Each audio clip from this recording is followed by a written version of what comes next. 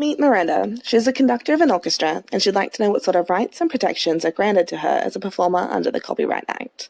There are three basic types of rights and protections granted to performers: a share in the copyright and the sound recording of a live performance, moral rights, and protections against unauthorized use. So let's say Miranda has given a live performance and a sound recording was made. What share in the copyright does she have? Well, in order to qualify for performers' rights, the performance must first fall under one of these 6 categories.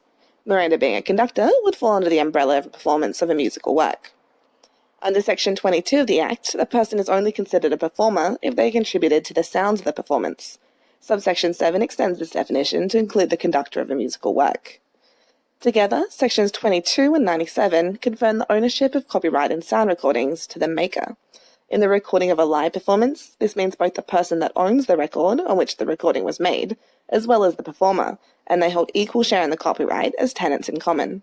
However, if Miranda had performed under terms of contract or apprenticeship, if the work had been commissioned, or if Miranda had signed an agreement to forego her copyright share, then the owner of the record is the sole owner of the copyright. Now, Part 9 of the Act provides Miranda with 3 types of moral rights as a performer. When the act is staged in public or is communicated to the public, she has the right of attribution.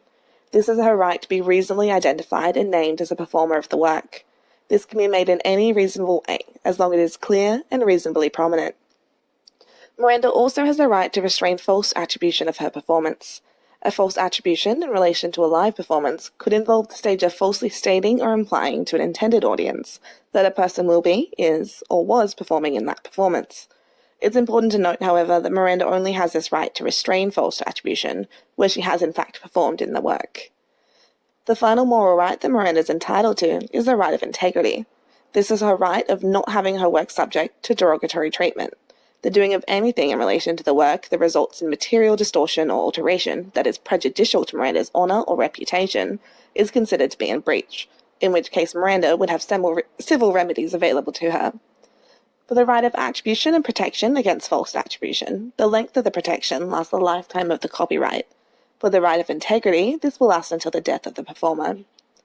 Finally, Miranda wants to know what sort of protections she has in relation to authorizing recordings, reproductions, and communications of her performance. Section 11A of this Act provides these protections, and it's important to note that under this section, the definition of performer is extended to all participating performers, regardless of whether or not they contribute to the sounds. So this section provides a protection period of 50 years for a sound recording and 20 years for an audio-visual recording.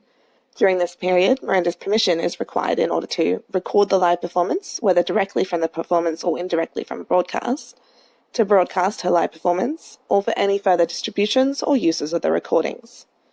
There are some exceptions for uses that do not require Miranda's permission. For example, a recording that's made solely for private and domestic use, for education or research purposes, or for assisting those with disabilities, or for the reporting of the news. Once Miranda has given permission for a recording or broadcast, she will retain no further rights to that particular authorized recording and cannot stop its use, including any copying, broadcasting, or transmission. Exceptions to this rule include the right to say whether or not it can be used as a soundtrack in a film, and the express limitations are provided for at the time permission was granted, and of course when the recording is a sound recording and the performer has the rights of copyright. So there we have it, the Performers' Rights provision of the Copyright Act.